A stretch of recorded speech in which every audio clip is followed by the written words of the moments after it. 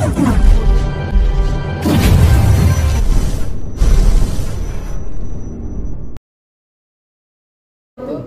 كل شيء حيا بنا نشكر الله عز وجل لأنه قد أعطانا نعمة كثيرة حتى نستطيع أن نجتمع في هذا المكان المبارك. صلاة وسلاما دائما متلازما على حبيبنا ونبينا محمد صلى الله عليه وسلم الذي قد حملنا من الظلمات إلى النور. أشهد أن لا إله إلا الله وحده لا شريك له وأشهد أن محمدا عبده ورسوله لا نبي بعده. Baik, kira-kira saya boleh ya tanpa mic ya? Boleh.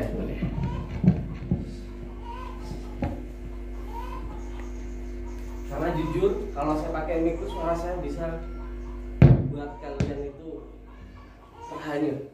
Karena suara saya serasa kering. Jadi kalau disuruh nyanyi itu pasti kalian akan kabur semua. Oke, baik. Kalau saya tanya kepada kalian, bagaimana kabar hari ini? Alhamdulillah, maaf ya. Oke, baik, alhamdulillah. Jadi pada saat momen saya ini, saya minta kalian mau ngapain di sini? Kita senang-senang aja ya. Oh ya, senang-senang aja. Sambil senang kita juga sambil belajar. Oke, saya kenalan dulu. Oke.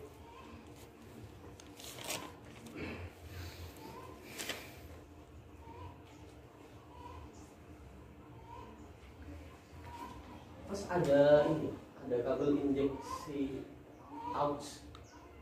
Untuk dari sini bisa suara ke sana. Ada nggak? Bisa. Tapi terlalu jauh. Saya pindah aja atau saya? Oke.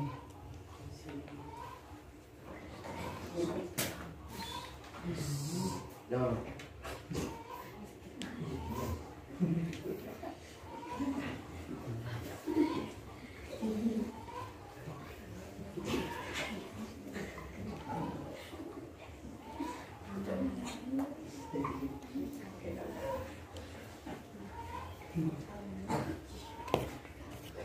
Nama Mi'raj Al-Absari.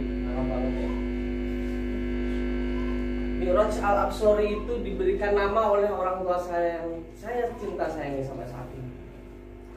Saya karena kearap-arapan waktu SMA, waktu mondok dulu, saya pernah mondok di Pondok Pesantren Al-Amin, nama saya diganti.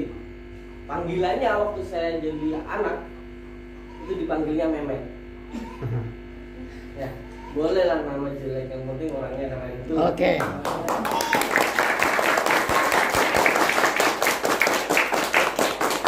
Daripada namanya Reva, harusnya Sauga. Namanya Reva tapi wajahnya Sauga. Lebih baik seperti saya. Pada saat saya dulu sekolah, mondok di Pondok Pesantren Al-Amin, teman-teman saya, saya anak itu manggilnya saya Mi'raj. Gitu ya. Kemudian saya ke MA, dipanggil lagi Absori. Lulus dari SMA, langsung dipanggil Ari. Jadi kalau cari saya itu pasti Pak Ari itu gimana, atau Kak Ari mana, Mas Ari mana. Kalau ditanya Pak Mi'raj, pasti banyak nggak kenal. Gitu ya. Ingat yang nama saya siapa? Ari. Jadi biar kelihatan keren. Tapi aslinya kan ke Arab-Araban.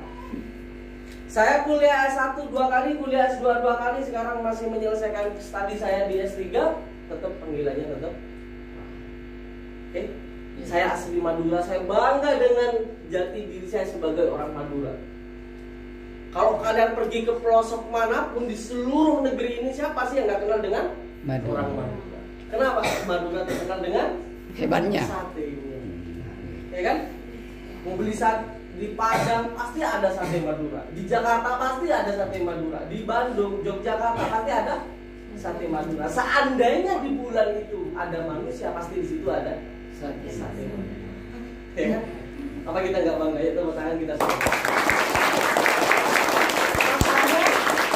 Makanya dari dulu sampai sekarang orang Madura itu dari dulu sampai sekarang orang Madura itu tidak pernah menjadi atlet pembalap nasional atau pembalap internasional yang selalu menang. Kenapa? Pada saat dia naik motor, pada saat dia naik mobil, gitu ya, ketemu tikungan dia berhenti. Duh, kayaknya di sini cocok buat minta sate Madura. Jadi selalu berhenti dagang, berhenti dagang. Itulah orang Madura. Makanya kalau dilihat di survei Orang Madura pasti lebih maju satu langkah daripada orang Cina.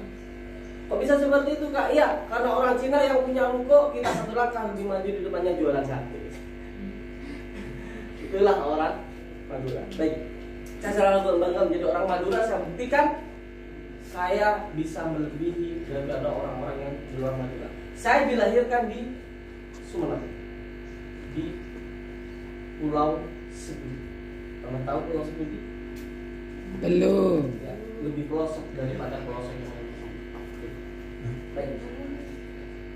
Saya akan mulai sesi ini dengan cerita. Suka cerita kan? Ya. Suka cerita ya? Suka. Suka sekali. Saya akan mulai sesi kali ini dengan cerita. Cerita tentang anak desa kaya dan anak desa Miskin. Siapa anak desa miskin itu? Ya tadi itu, Memet. Ingat ya. Ingat ya sama Memet ya. Ya Memet itu saya. Jadi ini cerita anak desa kaya, anak desa miskin. Ketika saya tanya sama Abi saya, Bi, kira-kira orang yang paling miskin di desa kita itu siapa, Bi? Dan kira-kira saya ini peringkat nomor berapa? Nah, kamu itu, kita ini orang termiskin, peringkat nomor 2 di Pulau Sepudi. Jadi saya itu, keluarga saya itu adalah keluarga orang miskin yang peringkat nomor 2 di Sepudi. Saya tanya, kira-kira peringkat nomor 1 siapa, Bi? Abi saya waktu itu tidak menjawab. Tapi Abi saya bilang, kalau setiap kali saya mau tidur malam, pasti saya dipanggil sama Abi. Pasti dipanggil. Fitri mbak saya, saya sendiri, Mahfud adik saya, dipanggil sini. Bolehlah kita miskin harta, tapi jangan pernah miskin cita-cita. Dan setiap malam Abi itu selalu bilang seperti itu kepada saya. Kepada saudara-saudara setiap malam selalu bilang seperti itu, dipanggil. Suatu ketika karena saya hafal gitu ya, karena saya hafal pada saat Abi saya memanggil, saya langsung manggil Fitri, Mehmet, Mahfud, sini. Bolehlah kita miskin harta, tapi jangan pernah miskin cita-cita. Saya bilang kayak gitu, langsung disamperin sama Abi saya, langsung saya dipukul cendar gitu. Kurang ajar kamu, kurang ajar kamu lama kamu, kurang ajar kamu itu nggak sopan sama. Tamparan itu sampai sekarang itu masih kerasa. Tamparan itu sampai sekarang masih kerasa. Karena masih kerasa, sampai saat itu pun saya itu nulis. Tiap kali saya buku saya pasti nulis kayak ini. Namaku Mehmet. Kalau besar nanti saya ingin menjadi raja. Namaku Mehmet.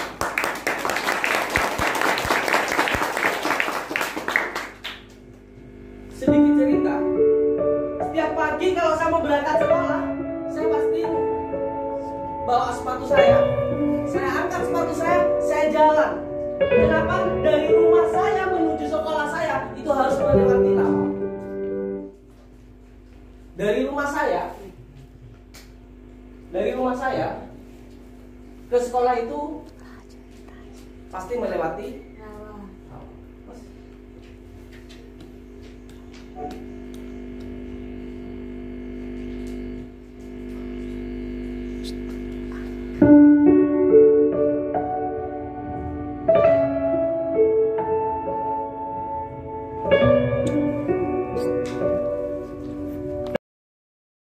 Kita memukul anak-anak kita. Berarti pukulan kan tadi? Iya. Iya. Oke. Begini Mas. Kita pernah nggak punya masalah sama orang lain? Pernah. Tapi pada saat kita itu di posisi yang benar, kemudian dia itu ngelawan dengan posisi yang kasar melalui proses pendidikan, pasti dia kan marah. Nih contoh, ya adik-adik, pernah nggak dimarahi sama Ustaz itu? Pernah nggak dipukul sama Ustaz itu? Kira-kira kalian marah nggak sama Ustaz itu? Marah. Lihat mukanya enak ke bandar? Lihat mukanya benci apa enggak? Benci. Kamu suka Ustaz, seneng nggak di murid-muridnya benci sama kamu? Nggak seneng kan? Nggak seneng. Kenapa? Pendidikan yang dimulai dari hati itu jauh lebih merubah karakter pribadi dan orang lain. Jadi kalau kita melakukan kesalahan itu langsung dimarahi, kita salah nih. Misalnya nih nyuri apa? Bayangnya nyuri mangga. Misalnya ketahuan sama anjing Ustaz. Ini nyuri mangga. Sampean banting dia gitu kan. Tapi nggak terbanting karena dia gemuk. Jadi banting tudus. Dia sampean pukul dia, sampean marahi dia. Pertanyaannya dia takut ya dia ya, kalau takut dimarahi ya. Masa itu kan takut, tapi akan merubah, nggak akan merubah. Itu malah benci kan tadi, benci sama saat itu? Benci.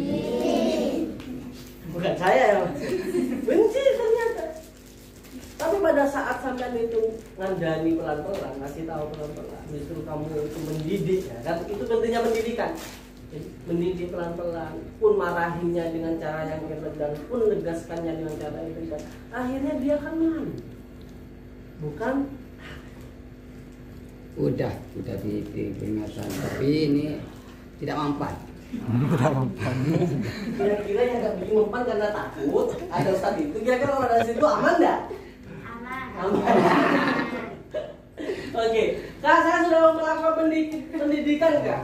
Anak-anak ini semuanya bandel Kak. Disuruh ke barat, bukan ke barat malah ke timur kan gitu.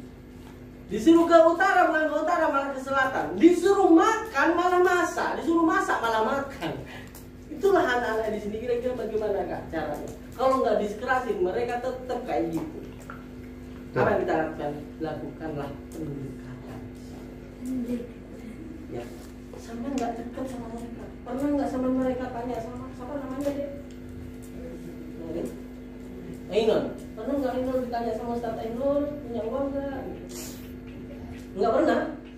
Pernah dikasih duit sama Ustaz itu? Nggak pernah. Di sini adanya pernah nggak dikasih jajan sama Ustaz itu? Karena yang dilakukan oleh antum